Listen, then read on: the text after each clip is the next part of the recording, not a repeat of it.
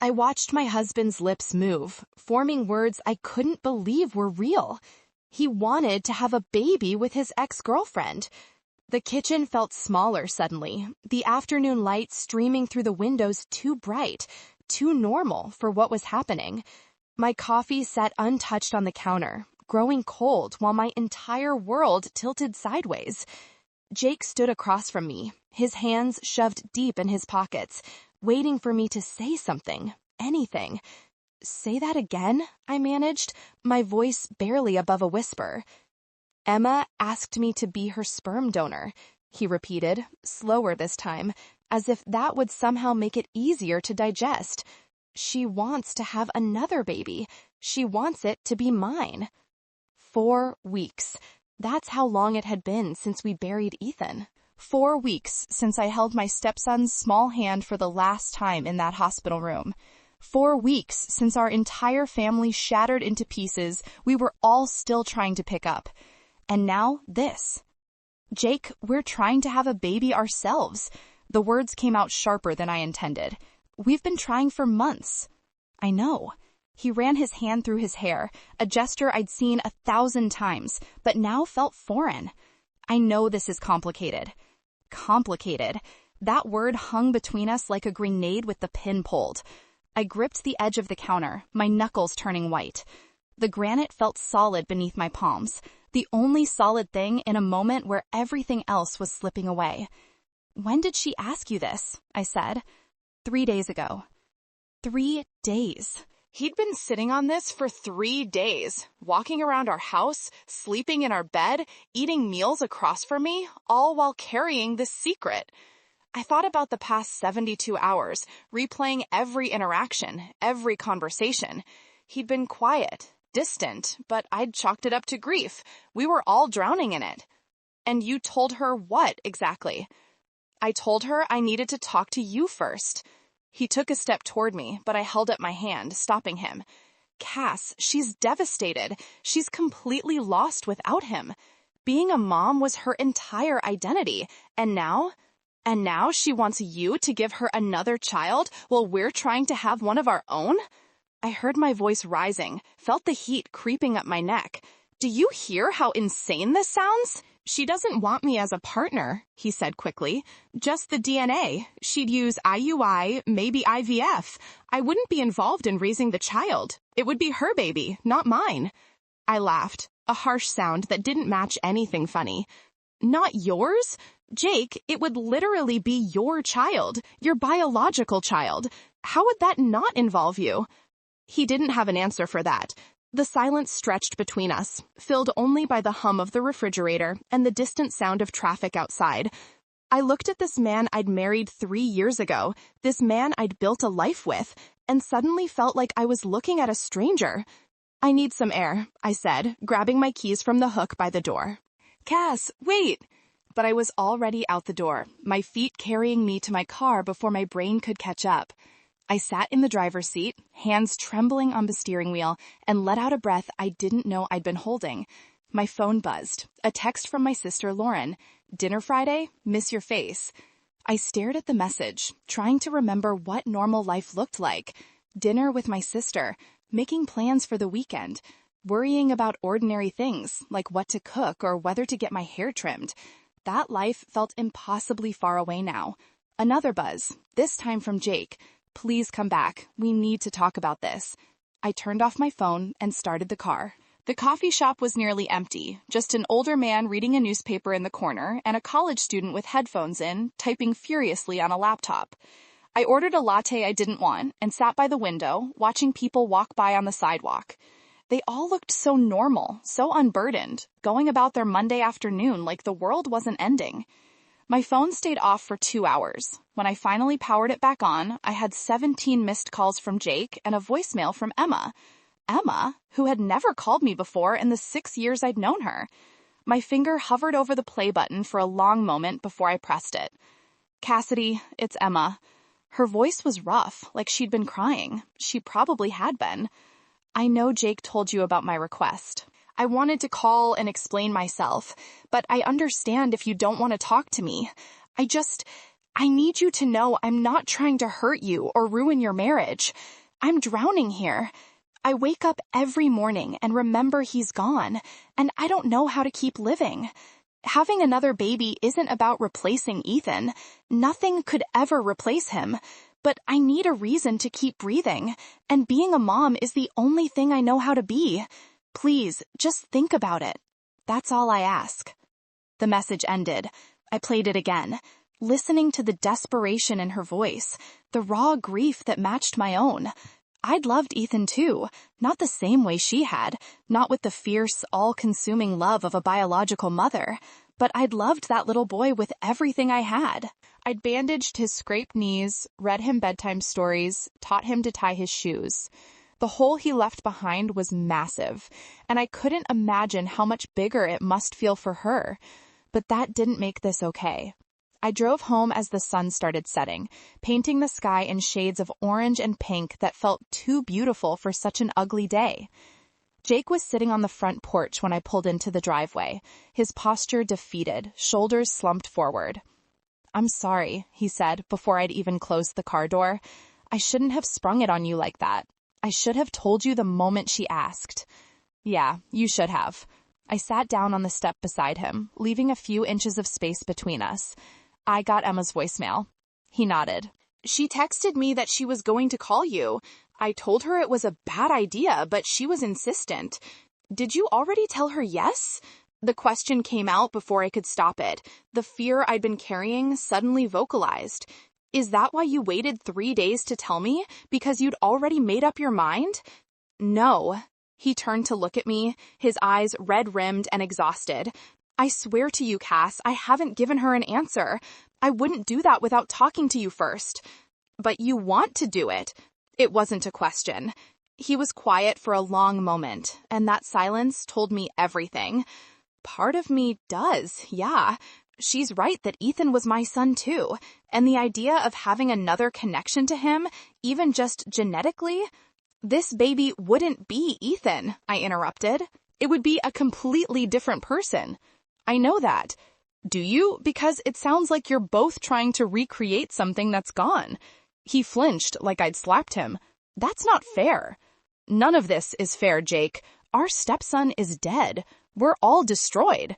And now I'm supposed to be okay with you fathering a child with another woman while we're struggling to conceive our own?" "I haven't said yes," he repeated, but his voice lacked conviction. I stood up, brushing off my jeans. "I need you to hear me very clearly right now. If you do this, if you go ahead with this plan, I don't know if I can stay married to you." His head snapped up. "Cassidy!" "I mean it. This isn't a threat or an ultimatum. I'm telling you the truth about what I can and cannot live with. And I cannot live with my husband having a baby with someone else. I don't care if it's through IUI or IVF or whatever clinical, detached method you want to use. That would be your child, your biological child.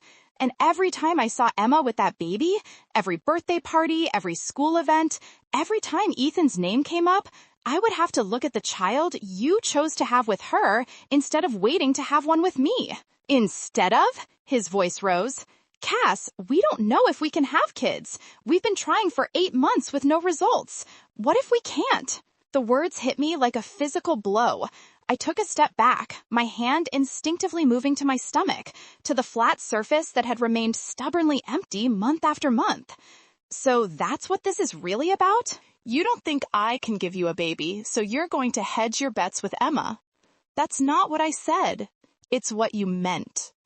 We stared at each other across the porch, the gap between us feeling wider than a few feet of painted wood.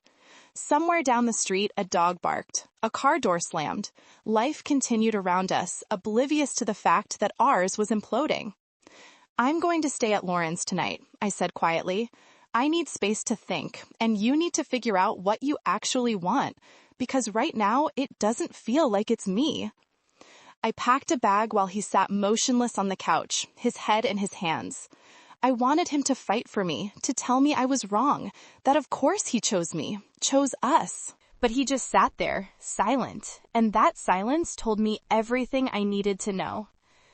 Lauren lived 20 minutes away in a tiny apartment that smelled like vanilla candles and the Thai food she ate 4 nights a week. She took one look at my face when she opened the door and pulled me into a hug without asking questions. "Jake?" she asked once we were inside, once she'd settled me on her couch with a glass of wine I didn't want but accepted anyway. "Jake," I confirmed, and told her everything. She listened without interrupting, her expression shifting from confusion to disbelief to outright anger as the story unfolded. When I finished, she was quiet for a long moment, processing. "Okay," she finally said, "I want to make sure I understand this correctly. Your husband's ex wants him to father her baby, and he's actually considering it, while you, too, are actively trying to conceive. That about sums it up. And he waited 3 days to tell you." "Yep." "Cass, what the hell?" She set down her wine glass hard enough that liquid sloshed over the rim. "That's not grief, that's betrayal." Betrayal. The word resonated in my chest, settling into place like it belonged there. That's exactly what it felt like. Jake hadn't technically cheated, hadn't broke any explicit vow, but the willingness to even consider Emma's request felt like an affair of intention, a wandering of loyalty that cut just as deep. "I told him if he does it, I don't know if I can stay married to him," I said. "Good." Lauren grabbed a tissue and wiped up the spilled wine. "Because you shouldn't. Cass, you've been trying for a baby for months. You've been taking the temperature tests, the ovulation strips, timing everything perfectly. You've been hoping and waiting and grieving every negative test. And he wants to just give his sperm to someone else? That's so messed up on so many levels." "But Emma's in pain," I heard myself say, playing devil's advocate to my own heartbreak. "She lost her only child. I can't imagine how that feels." "I can't either, and I have sympathy for her. I really do. But her pain doesn't give her the right to blow up your marriage, and Jake's grief doesn't excuse him considering it." I knew she was right, but knowing it didn't make it hurt any less. I spent that night on Lauren's pull-out couch, staring at the ceiling and watching shadows from the streetlight outside play across the walls. My phone sat on the coffee table, screen dark. Jake had texted twice, but I hadn't opened the messages. I wasn't ready to hear whatever justifications or explanations he'd crafted. Around 2 a.m, I finally picked up the phone and read them. First message: "I understand why you're upset. I need time to think too. I love you." Second message: "Emma called again. She's talking about adoption if I say no. Says she needs to be a mom again, or she doesn't see the point in living. I don't know what to do." I almost threw my phone across the room. Emma was manipulating him, using her grief as leverage, whether she realized it or not. And Jake was letting her. The man I'd married was thoughtful, considerate, someone who weighed his decisions carefully. This version of him, desperate and confused and pulled by guilt, felt like someone I'd never met. I typed out a response, deleted it, typed another, deleted that too. Finally, I settled on, "Don't let her guilt you into this. And don't let grief make you do something you'll regret when you're thinking clearly." His reply came within seconds. "What if I regret saying no?" I didn't respond to that. What could I say? We were at an impasse, both standing on opposite sides of a divide I wasn't sure we could bridge. Morning came too quickly. I called in sick to work, something I never did, but the thought of sitting in my office pretending everything was fine felt impossible. Lauren had already left for her shift at the hospital, leaving me alone in the apartment with my thoughts and a pot of coffee that tasted like cardboard. My phone rang. Unknown number. I almost didn't answer, but something made me pick up. "Hello? Cassidy? It's Emma." My entire body tensed. "Emma, hi." "I know I'm probably the last person you want to talk to right now," she said, her words coming out in a rush. "But I was hoping we could meet, just the two of us. I want to explain everything, face to face, not through Jake or voicemails. Would you be willing to do that?" Every instinct told me to say no, to hang up, to protect myself from whatever emotional manipulation might be coming. But another part of me, the part that had loved Ethan and had genuinely respected Emma as his mother, couldn't bring myself to refuse. "When? Today?" There's a cafe on Maple Street, the one with the blue awning. Could you meet me there at 11? I glanced at the clock. That gave me 2 hours to prepare myself, to build up whatever armor I'd need for this conversation. I'll be there. The cafe was exactly as she'd described. A small corner shop with outdoor seating and the smell of fresh pastries wafting through the open door. Emma was already there when I arrived, sitting at a table in the back, her hands wrapped around a coffee cup. She looked terrible. Her hair was pulled back in a messy ponytail, her eyes hollowed out by grief and lack of sleep, her clothes hanging looser than I remembered. "Thank you for coming," she said as I sat down across from her. "I wasn't sure you would." I wasn't sure I would either. I ordered a tea from the waitress who appeared, needing something to do with my hands. Emma took a shaky breath. "I know how this looks. I know you must think I'm trying to steal your husband or ruin your marriage or something manipulative like that. But I swear to you, Cassidy, that's not what this is about." "Then what is it about?" I kept my voice level, neutral, because from where I'm sitting, you're asking my husband to father your child while we're trying to have our own. That feels pretty destructive to my marriage. "I'm not asking him to be a father," she said quickly. "I'm asking for his DNA, that's all. I'd sign any legal document necessary to ensure he has no parental rights or responsibilities. You and Jake could move across the country tomorrow and never see me or the baby again. I wouldn't ask for child support or custody arrangements or anything, just sperm."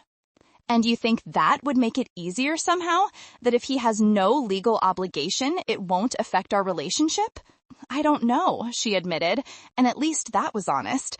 "I haven't been thinking clearly about anything except how much I miss my son and how empty my life feels without him. Cassidy, I wake up every morning and forget for 3 seconds that he's gone. And then I remember, and it destroys me all over again. I can't do anything without thinking about him. I go to the grocery store and see his favorite cereal and fall apart in the middle of the aisle. I hear a kid laugh at the park and have to leave because the sound breaks my heart. I'm not living. I'm just existing in this nightmare, and I need something to pull me out of it." Her voice cracked on the last words, tears streaming down her face. I felt my own eyes burning, grief for Ethan rising up all over again. That little boy with his gap-toothed smile and his obsession with dinosaurs. Gone. Just gone. "I understand," I said softly. "I miss him too, every single day. But Emma, having another baby won't bring him back." "I know that." She wiped her face with a napkin, smearing mascara across her cheek. "I'm not trying to replace him. But being a mom is who I am. It's all I've ever wanted to be. And now that's been taken from me. And I don't know how to be anyone else. So adopt. Or use a sperm donor from a bank. There are other options that don't involve my husband." I've thought about that. I've researched it. But the idea of having a child with no genetic connection to Ethan feels wrong. This baby wouldn't be his sibling in any real way. But if Jake was the father, they'd share DNA. They'd have that link. "They'd have half their DNA in common," I corrected. "That's it. This hypothetical child would be their own person, with their own personality and traits that might be nothing like Ethan's. You're setting yourself up for disappointment." "Maybe." She met my eyes, her gaze desperate and pleading. "But maybe it would give me enough hope to keep going. Can you understand that?"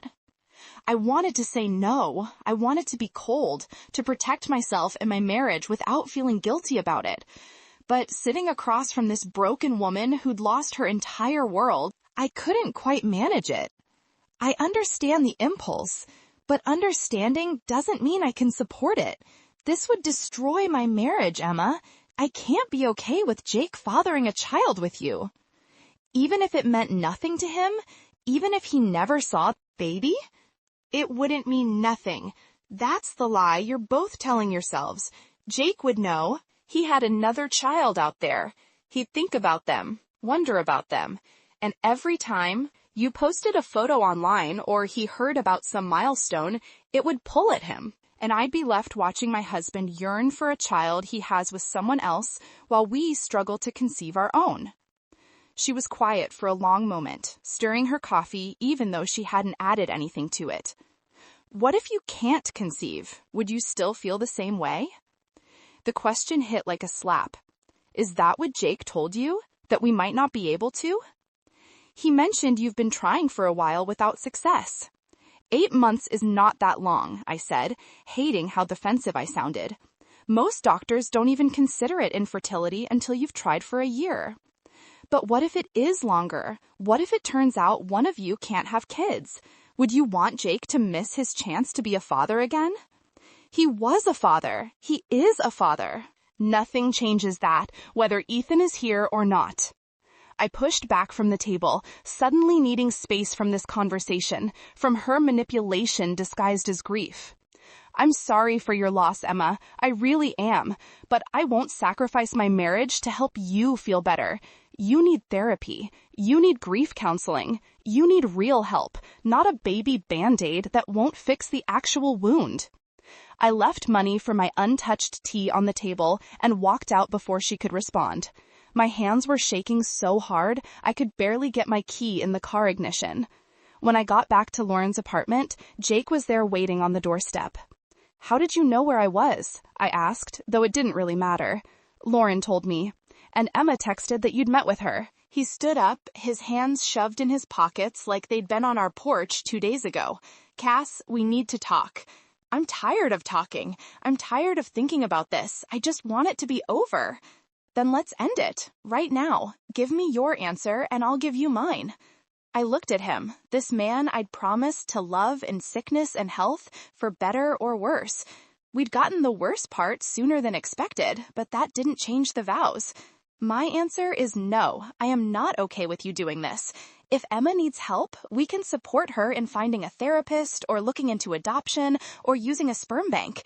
But I will not support you fathering her child. That's my line. He nodded slowly, like he'd expected this. Okay. Okay, what?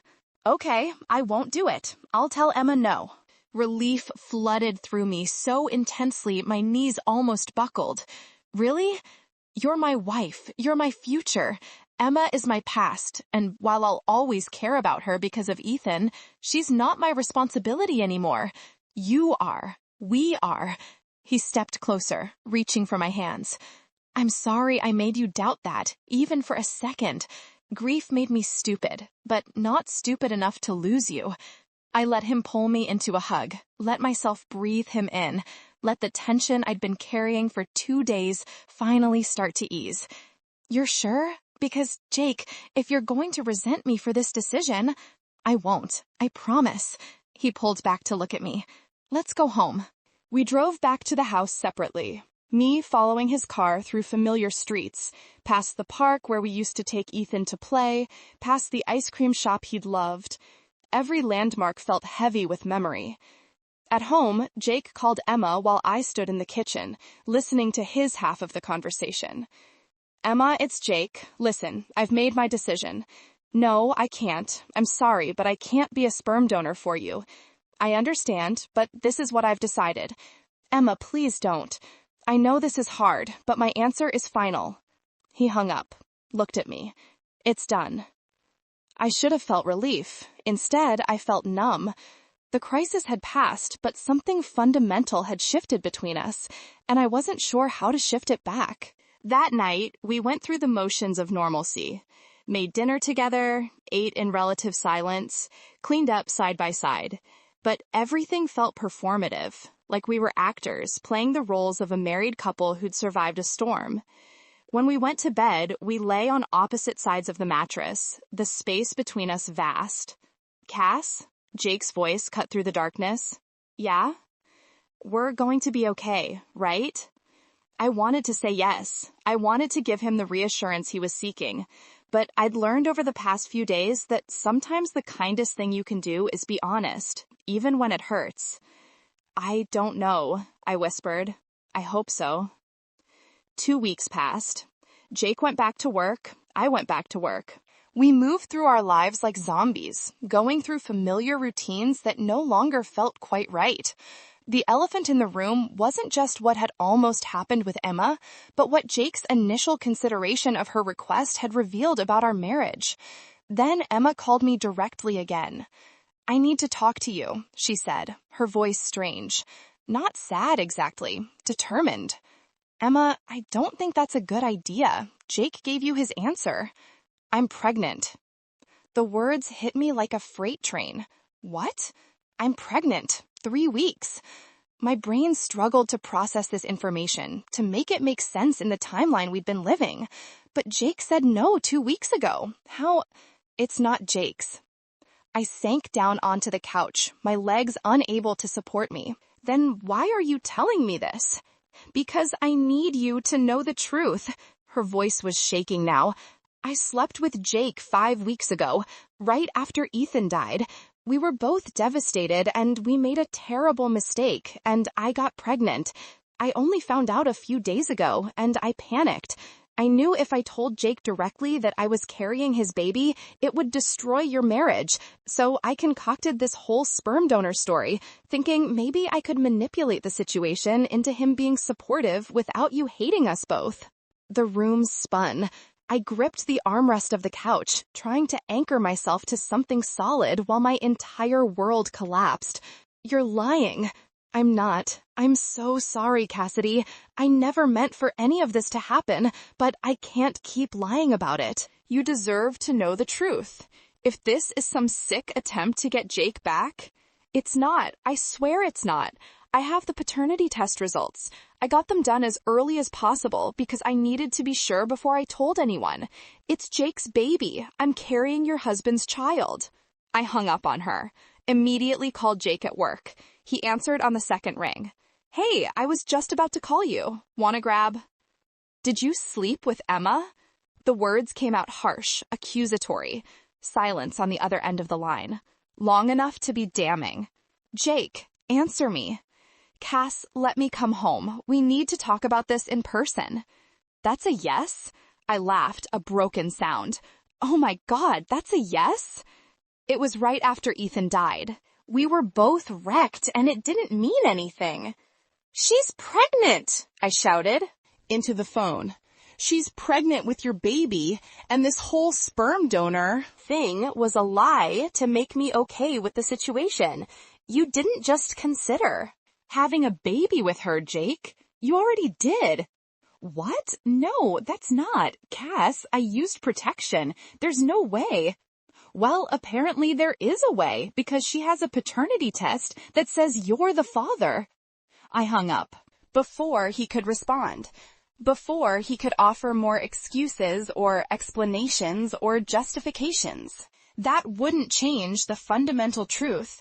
My husband had cheated on me with his ex, gotten her pregnant, and then lied to my face about it for weeks. He came home within an hour, bursting through the door to find me sitting exactly where I'd been when Emma called, still gripping the couch like it was the only thing keeping me from floating away into space. "Cassidy!" "Don't." I held up a hand. "Don't say my name like that. Don't try to comfort me. Just tell me the truth. All of it." He stood in the doorway, defeated. The night after Ethan died, after the funeral, Emma asked me to come over. She said she couldn't be alone. I shouldn't have gone, but I felt so guilty. He was my son, and I couldn't protect him, couldn't save him. So I went. We were both drinking. We were both crying. And it happened. Just once. I swear to God, Cass, just that one time. And I used protection. I was careful. "Protection fails," I said numbly. "Obviously." I didn't know she was pregnant. The sperm donor thing, I genuinely thought that's what she was asking for. A fresh start. I had no idea. "You cheated on me. That's what you need to focus on right now. Not Emma's pregnancy or her manipulation or any of the aftermath. You had sex with another woman and didn't tell me." I was ashamed. I was horrified with myself. It meant nothing, Cass. It was grief and guilt and betrayal, I finished for him. It was you betraying our marriage vows. Me. Us. He moved toward me, but I stood up, putting the couch between us like a barricade.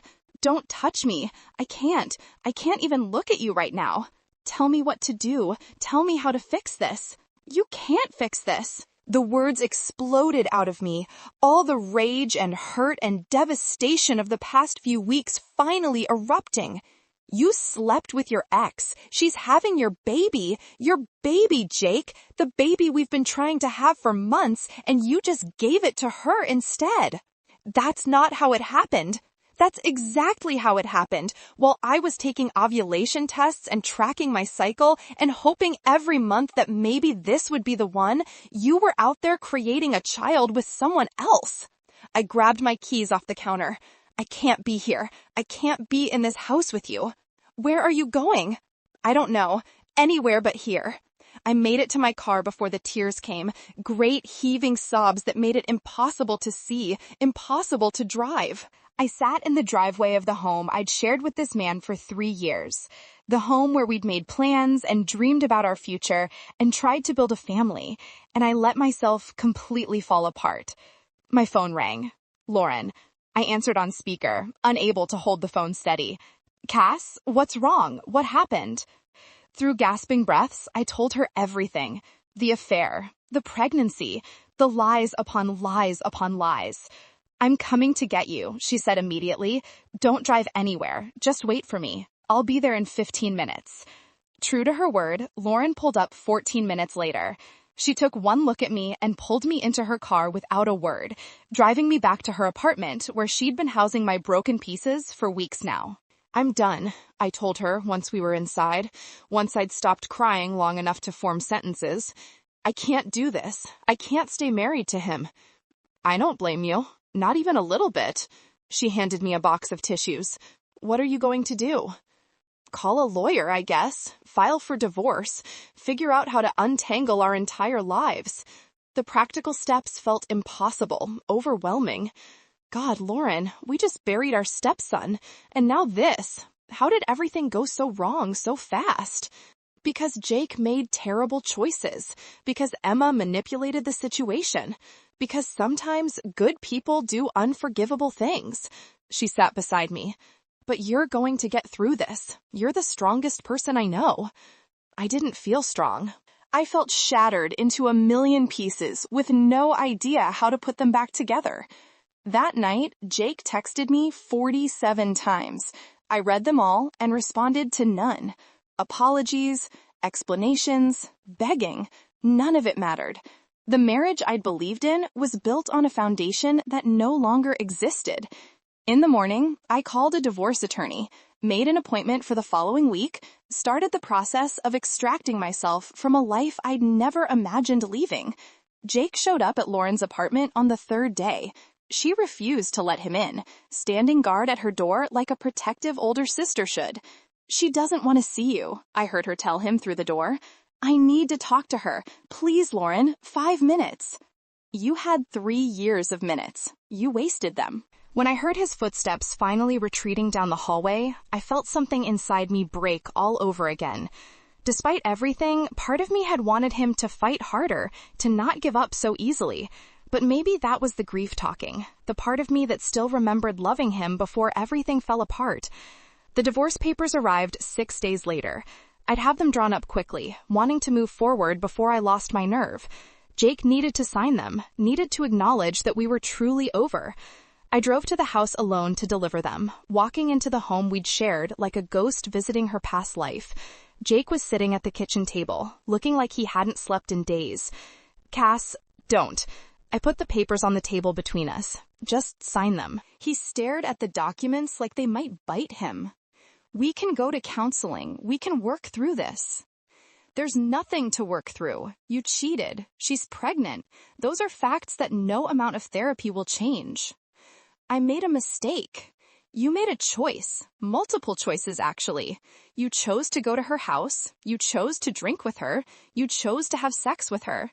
You chose to lie to me about it. Those weren't mistakes, Jake. That was a pattern of decisions that all led to the same place. You valuing her pain over our marriage. He flinched. That's not fair. None of this is fair. I slammed my hand on the table. It's not fair that Ethan died. It's not fair that you betrayed me. It's not fair that I have to be the one ending our marriage because you couldn't keep your vows. But here we are, living in